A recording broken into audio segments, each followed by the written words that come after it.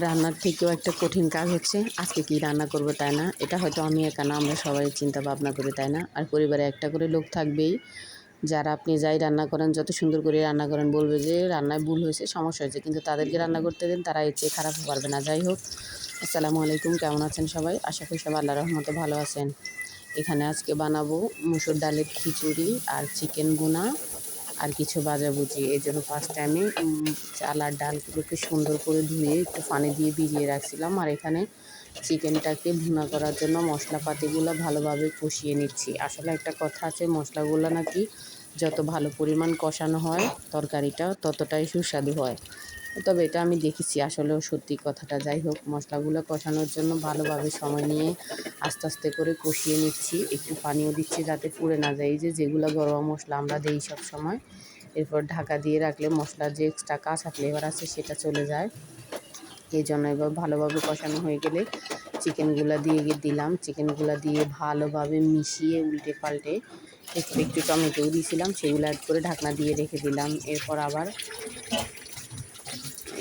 খিচুড়ির জন্য রাখা চাল আর ডালগুলোকে পানি থেকে সরিয়ে ভালোভাবে হাত দিয়ে সুন্দর করে পরিষ্কার করে ধুয়ে নিচ্ছিলাম, যাতে ময়লা বা কিছু থাকলে সেটা চলে যায়। এরপর ধোয়া হয়ে গেলে এক পাশে রেখে দেবো পানি ঝরার জন্য। আর এখানে চিকেনটা ভুনা করছি, এখানে একটু আলু দিলাম। অবশ্যই পরিবারের ছোটো সদস্য থাকলে আলু দিতেই হবে, তাই না?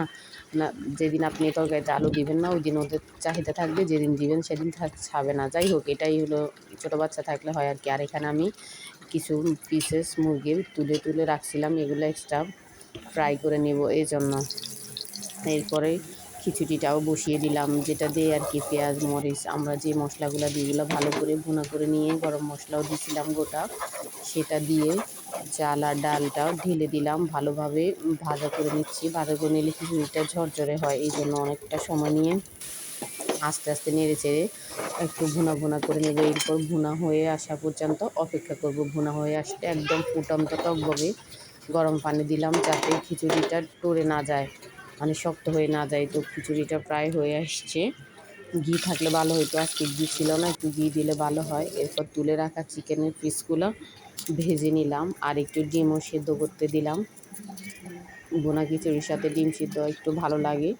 এরপর ডিমগুলো পানি থেকে তুলে জিজুয়াল আমরা যেভাবে ঘরের কাজগুলো করি সেগুলাই। আর এখানে একটু পটল আর ভেজে নেব গোটা গোটা করে, খিচুড়ির সাথে খেতে ভীষণ ভালো লাগে, এই জন্য সেগুলো তো লবণ হলুদ মরিচ মাখিয়ে নিলাম।